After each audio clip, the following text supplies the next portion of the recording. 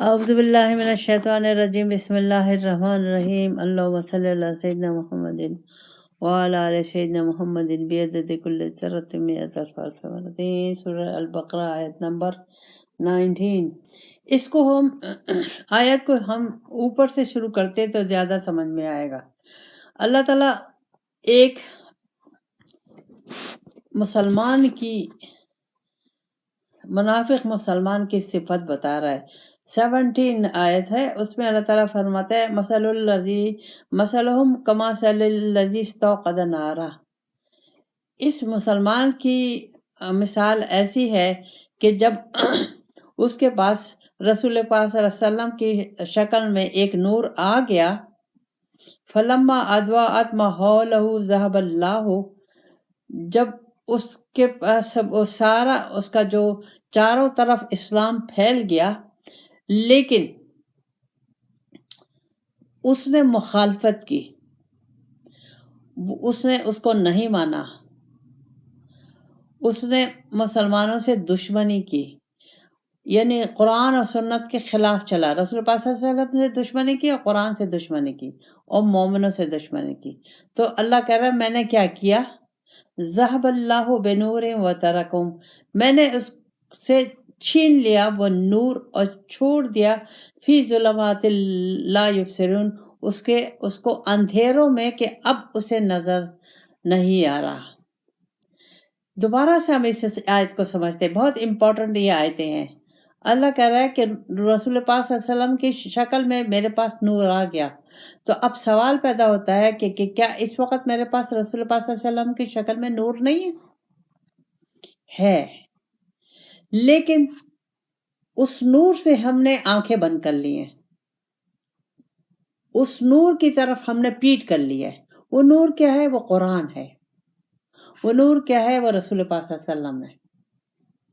تو جب میں نے قرآن سے آنکھیں پھیر لی اور رسول پاک صلی اللہ علیہ وسلم کے اسوہ حسنہ سے آنکھیں پھیر لی، اور میں نہیں چاہتی کہ میں قرآن کے مطابق زندگی گزاروں اور اس میں اپنے کو ڈھالوں، میں دنیا ہی میں مگن رہنا چاہتی ہوں، دنیا ہی کی عیش چاہتی ہوں، دنیا ہی کی سب مال دولت سب کچھ میں گم رہنا چاہتی ہوں، تو ایک ٹائم ایسا آ جاتا ہے ہر مسلمان کی زندگی میں، ہر مسلمان، یہاں مسلمانوں کا ذکر ہو رہا ہے، ہر مسلمان کی زندگی میں، کہ اللہ تعالیٰ اس سے یہ نور چھین لیتا ہے۔ اب یہ نور چھیننا کیسا ہوا؟ اب یہ نور وہ آنکھوں کا نور نہیں ہے، یہ وہ سمجھ کا نور ہے، یہ وہ حق پہچاننے کا نور ہے، یہ وہ حقیقت جاننے کا نور ہے۔ اب اس کی آنکھوں پہ پٹی پڑ گئی، اب اس کی دلوں پہ مہر لگ گئی، اب اس کی سمجھ ٹیڑھی ہو گئی، اب اس کی سمجھ ٹیڑھی ہو گئی۔ تو اب اللہ تعالیٰ نے اس کو چھوڑ دیا۔ اللہ تعالیٰ نے اس کو چھوڑا کیوں؟ کیونکہ اس نے وہ راستہ خود چنا۔ اللہ تعالیٰ نے تو اس کو پیدا کیا تھا اپنے لیے، اور پھر پیدا کرنے کے بعد اللہ تعالیٰ نے اس کو دیا حضور رسول پاک صلی اللہ علیہ وسلم اور قرآن، اور اس کو دیا اللہ تعالیٰ نے عقل، شعور، ارادہ، یہ تمام چیزیں دی، اور اس نے ان چیزوں سے کوئی فائدہ نہیں اٹھایا۔ اب یہ ہر اس مسلمان پہ آیت فٹ ہوتی ہے جو قرآن اور سنت کے مطابق زندگی گزارنا نہیں چاہتا، تو اللہ کہہ رہا ہے میں اسے چھوڑ دیتا ہوں اندھیروں میں۔ اب اللہ ظاہر، جب اللہ تعالیٰ نے تو مجھے مجبور نہیں پیدا کیا نا، اگر مجھے مجبور پیدا کیا ہوتا تو ایک بات تھی، اللہ تعالیٰ نے مجھے ارادہ دیا ہے، آزادی دی ہے، لیکن آزادی اور ارادہ دینے کے بعد اللہ تعالیٰ نے مجھے راستہ دکھایا ہے، اور وہ راستہ ہے صراط المستقیم کا، وہ راستہ ہے رسول پاک صلی اللہ علیہ وسلم کا، وہ راستہ ہے قرآن کا۔ اور یہ راستہ قرآن کا، رسول پاک صلی اللہ علیہ وسلم کا راستہ کیا ہے؟ اللہ تک پہنچنے کا۔ اگر ہم کوشش نہیں کریں گے، اپنی عقل کو استعمال نہیں کریں گے، غور و فکر نہیں کریں گے، تدبر نہیں کریں گے، دنیا کی زندگی ہی کو سب کچھ سمجھ لیں گے، اللہ کو بھول جائیں گے، دین کے قرآن و سنت کے مطابق زندگی نہیں گزاریں گے، نماز، روزہ، حج، عمرے اس کی حقیقت کو نہیں جانیں گے تو اللہ تعالیٰ مجھ سے وہ سمجھ کا نور لے لے گا. بالکل. اب ہم کچھ بھی کرتے رہے اب ہمیں سمجھ میں نہیں آئے گا، کیونکہ ہم دنیا کی محبت میں اتنے گم ہو گئے کہ ہمارا اس طرف سے دھیان ختم ہو گیا. جب میں نے دھیان اس طرف سے ہٹا لیا، توجہ ہٹا لی اور میں دنیا میں مگن ہو گئی، تو اللہ تعالیٰ نے مجھے چھوڑ دیا میرے حال پر. جب میرے گناہوں کی اور نافرمانی کی مثل پوری ہو جائے گی اللہ کے نزدیک، تو وہ پھر مجھے پکڑ لے گا، چاہے دنیا میں، چاہے قبر میں، چاہے آخرت میں. یہ یاد رکھیں. اور پھر اللہ تعالیٰ نے اس کی مثال دی ہے، سم بکم فہم لا یرجعون. یہ گونگے بہرے ہیں، گونگے اندھے ہیں. اب یہ تمام چیزیں اندر کے انسان کی ہیں خصوصیات. یعنی بہراپن ہم دل کے کانوں سے نہیں سن رہے، دل کی آنکھوں سے نہیں دیکھ رہے، ہم حق بات کو نہیں بول سک رہے. تو اب جب اتنی دور ہم چلے جائیں گے تو ہم اب واپس نہیں آ سکتے. کیوں نہیں آ سکتے؟ اس لیے کہ اللہ تعالیٰ نے میری سمجھ کو پھیر دیا ہے، میری سمجھ پہ مہر لگا دیا.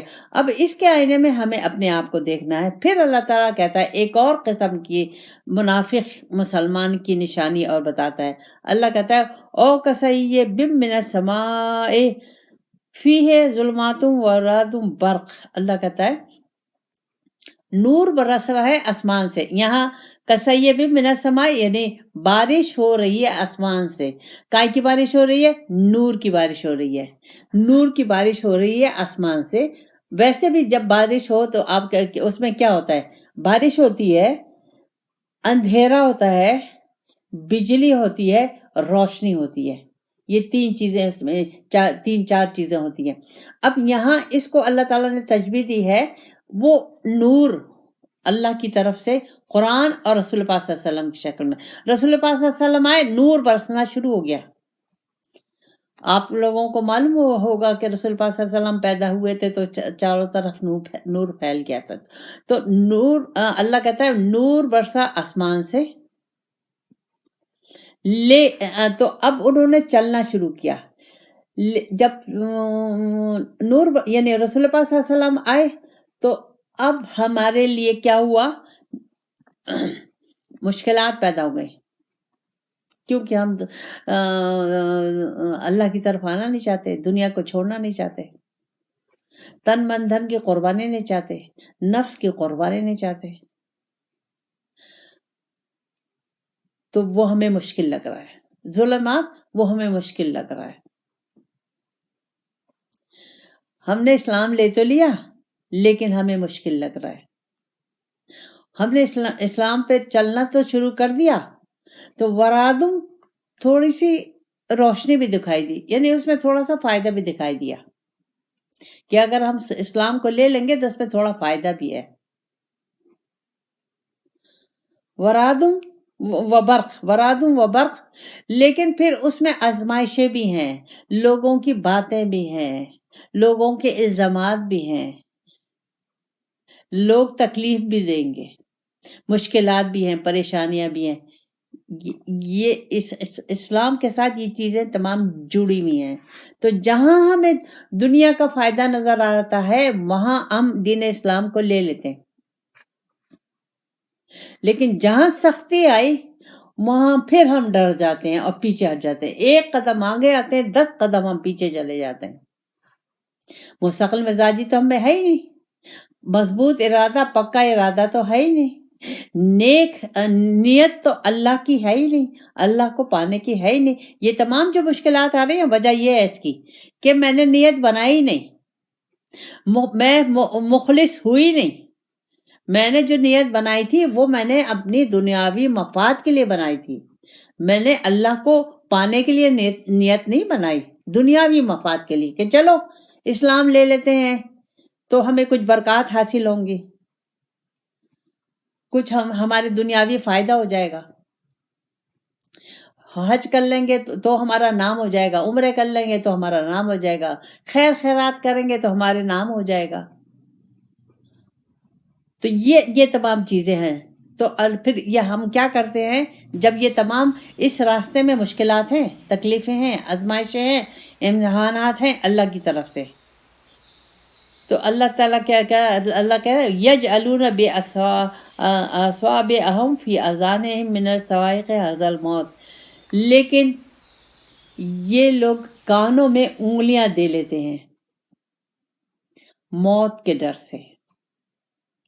اب ہم کانوں میں انگلیاں اب جس وقت بجلی کڑکتی ہے وہ ہوتی ہے، ہم ڈرتے ہیں نا، کانوں میں انگلیاں دے لیتے ہیں کہ ہمیں آواز نہ سنائی دے۔ یہاں اللہ تعالیٰ تشبیہ دے رہا ہے کہ جب تمہیں دین اسلام کے راستہ تم لوگ لوگے تو اس میں سختیاں اور تکلیفیں آئیں گی، تو تم اس میں بھاگ جاؤ گے اور توبہ کرو گے، کانوں میں انگلیاں دو گے کہ ہم یہ راستہ نہیں لے رہے، یہ راستہ بہت مشکل ہے، اس میں تکلیفیں بہت ہیں، اس میں قربانی دینی ہے نفس کی، اس میں قربانی دینی ہے تن من دھن کی، یہ ہم سے نہیں ہو سکتا۔ تو لوگ قرآن کو اور حدیث کو اور رسول پاک صلی اللہ علیہ وسلم کو سننا نہیں چاہتے، اس طرف آنا نہیں چاہتے، توبہ توبہ کر کے بھرتے ہیں۔ بھائی ماڈرن زمانہ ہے، یہ کیا دقیانوس اسی باتیں ہیں، اس وقت کس نے کہا ہماری اپنی مرضی ہے، ہماری اپنی رائے ہے، ہماری اپنی زندگی ہے، ہمارا اپنا جسم ہے، ہمارا اپنا اختیار ہے، ہمیں اللہ تعالیٰ یہ تمام چیزیں، تو ہم بھاگ جاتے ہیں اس کے ڈر سے۔ ظاہر ہے اس میں تن من دھن قربان کریں گے تو اپنی مرضی، اپنی نفس کو چھوڑیں گے، اپنی مرضی کو چھوڑیں گے تو ہماری تو کوئی حیثیت نہیں رہی پھر۔ تو اب اللہ کہتا ہے ان لوگوں کو یہ پتہ نہیں ہے، واللہ محیط بالکافرین، یہ انہیں علم نہیں ہے کہ میں نے ان کے گرد گھیرا ڈالا ہوا ہے، یہ مجھ سے بھاگ کے نہیں جا سکتے۔ اگر دنیا میں تھوڑے دن وہ ادھر ادھر ہو جائیں گے، بھاگ لیں گے، دنیا کے عیش عشرت کر لیں گے، مکان، گھر، گاڑیاں، مال دولت، سب کچھ لوٹ سیل لگا لیں گے، لیکن آئیں گے کس کے پاس؟ میرے پاس نہیں آئیں گے۔ تو اللہ کہہ رہا میرے سے تو بچ کے کہیں نہیں جا سکتے، میرے سے بچ کے کہاں جا سکتے؟ کہیں نہیں جا سکتے۔ تو انہیں یہ احساس نہیں ہے، اب یہ احساس نہیں ہے۔ یہ احساس مجھے کب ہوگا، کس طریقے سے ہوگا کہ اللہ مجھے دیکھ رہا ہے، اللہ مجھے سن رہا ہے، اللہ نے میرے ایک ایک چیز کو میری نوٹ ہو رہی ہے، ایک ایک چیز لکھی جا رہی ہے، میرا آنا جانا، اٹھنا بیٹھنا، کھانا پینا، تعلقات، بات چیت، میرے سب کچھ، ہاتھ پیر آنکھیں، سب کچھ اس کا حساب کتاب ہوگا اور وہ لکھا جا رہا ہے۔ یہ مجھے احساس نہیں ہے۔ یہ احساس کب پیدا ہوگا؟ یہ احساس صرف اسی وقت پیدا ہو سکتا ہے کہ جب میں نیت کر لوں اللہ کو اپنی منزل مقصود بنانے کے لیے، کہ جو انسان کا مقصد ہوتا ہے وہ اس کی منزل ہوتی ہے۔ تو میری منزل اگر اللہ نہیں ہے تو میں اپنے اس زندگی کے مقصد کو پا ہی نہیں سکتی۔ تو اب مجھے اگر اللہ کو پانا ہے، اللہ کے رنگ میں رنگنا ہے، رسول پاک صلی اللہ علیہ وسلم کے رنگ میں رنگنا ہے، تو مجھے اللہ کو مقصود بنانا ہوگا، مقصد زندگی، یعنی سارا دن جو میں کر رہی ہوں، تو ساری عمر میں جو صرف کر رہی ہوں، جو محنت کر رہی ہوں، وہ اللہ کو پانے کے لیے کر رہی ہوں۔ اس وقت اگر صورتحال دیکھی جائے ہم مسلمانوں کی، تو ہم کیا کر رہے ہیں؟ ہم سوشل لائف میں لگے ہوئے ہیں، ہم زیادہ سے زیادہ ثقافت، زیادہ سے زیادہ پیسے، زیادہ سے زیادہ ترقی اور زیادہ سے زیادہ عزتیں اور نام نموز، یہ وہ ان چیزوں کے پیچھے پڑے ہوئے ہیں، حالانکہ اللہ تعالیٰ نے مجھے ان چیزوں کے لیے پیدا نہیں کیا۔ دنیا کے لیے تو اللہ تعالیٰ نے مجھے پیدا ہی نہیں کیا۔ دنیا میں مجھے اللہ تعالیٰ نے فقط اس لیے دی ہے کہ اس دنیا میں اس طریقے کی پھول لگاؤ، اس طریقے کی کاشتکاری کرو کہ تمہیں آخرت میں اس کا پھل ملے۔ پھل دونوں شکل میں مل سکتا ہے، اللہ کی ناراضگی میں بھی مل سکتا ہے اور اللہ کی رضا میں بھی مل سکتا ہے، دونوں شکل میں۔ ہاں، اس لیے کہ وہ امتحان کا دن ہے، وہاں حساب کتاب ہوگا کہ ہم نے دنیا میں زندگی گزاری، جتنی بھی گزاری، کیسی گزاری۔ اللہ کو پانے کے لیے گزاری کہ اللہ کے دشمن کے ساتھ دوستی میں گزاری؟ پھر اللہ تعالیٰ فرماتا ہے آگے، یقاد البرق یخطف ابصارہم، اللہ کہتا ہے بجلی یوں چمکی کہ ان کی آنکھوں کی روشنی لے لی، غائب ہو گئی۔ جیسے جب بہت زیادہ بجلی چمکتی ہے تو ہمیں ایسا لگتا ہے کہ جیسے ہماری آنکھوں کی اندھیرا سا آ جاتا ہے، بالکل اتنی زیادہ۔ تو کلما اضاء لہم مشوا فیہ، تو جس وقت وہ روشنی پھیلی تو انہوں نے چلنا شروع کر دیا۔ اب اس کو سمجھنا ہے، یہ اللہ تعالیٰ کہہ رہا ہے جس وقت ان کو روشنی ملتی ہے، نظر آتی ہے کس کی، جب یعنی کیسے کہ دین کا جب انہیں تھوڑا بہت فائدہ ملتا ہے تو وہ دین کے راستے پہ چلنے لگتے ہیں۔ وَإِذَا أَظْلَمَ عَلَيْهِمْ قَامُوا، لیکن جب مشکلات آ جاتی ہیں تو کھڑے ہو جاتے ہیں، یعنی جب اندھیرا آ جاتا ہے تو کھڑے ہو جاتے ہیں۔ یہ اللہ تعالیٰ کہہ رہا ہے یعنی جس وقت ان سے وہ روشنی وہ فائدہ لے لیا جاتا ہے تو پیچھے ہو جاتے ہیں۔ جب دین اسلام کا، قرآن پہ چلنے کا ان کو فائدہ ہوتا ہے تو چلنا شروع کر دیتے ہیں، لیکن جب نقصان ہوتا ہے، تن من دھن کی قربانی کا نقصان ہوتا ہے، دنیاوی فائدہ نہیں ملتا تو پیچھے ہٹ جاتے ہیں۔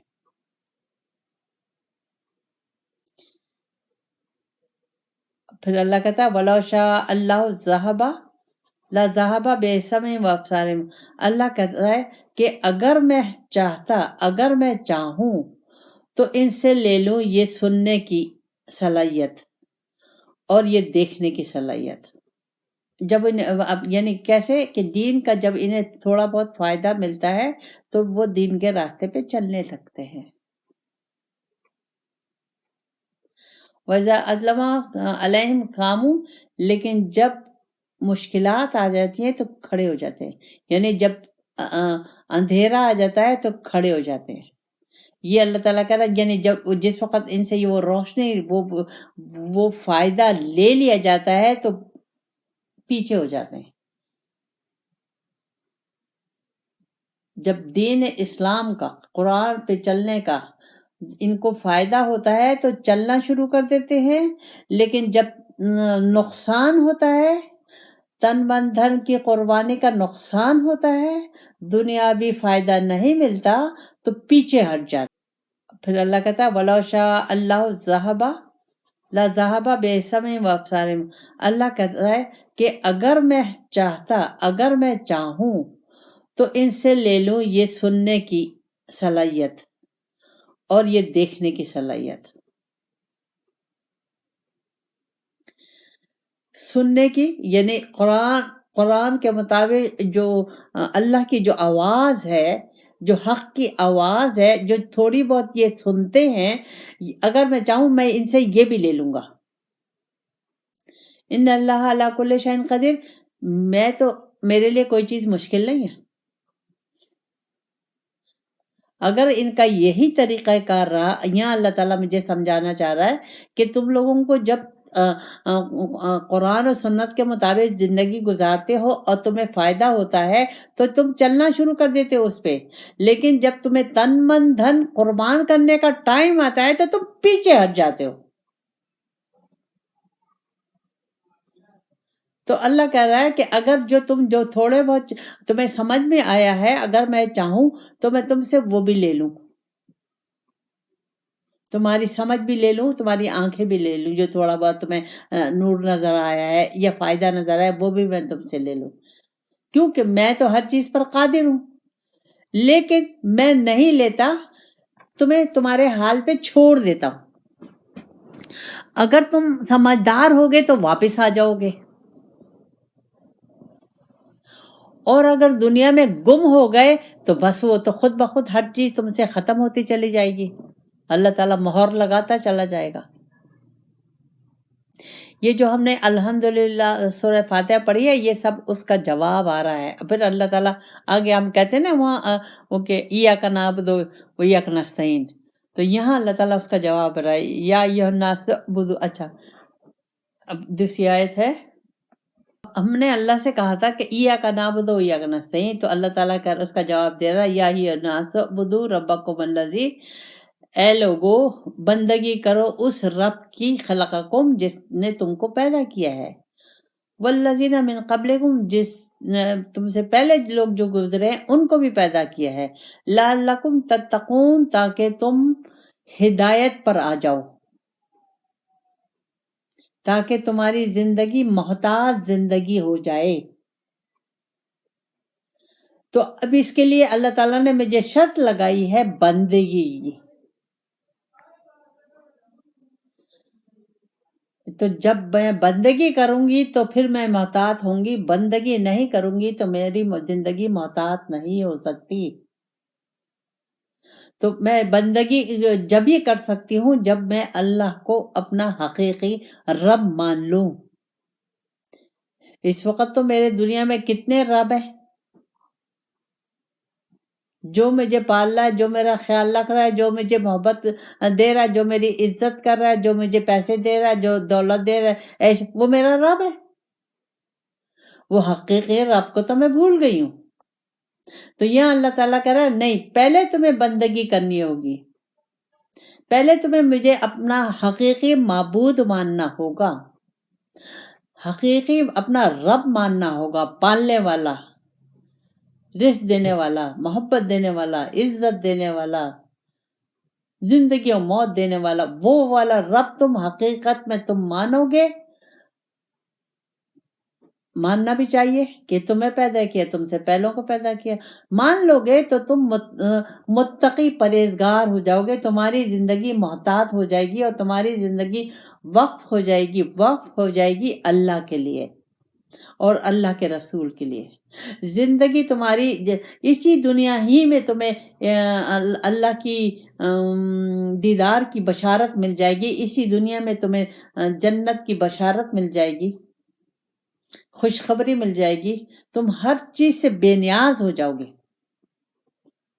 ہر پریشانی سے، ہر دکھ سے، ہر غم سے، سب سے بے نیاز ہو جاؤ گے.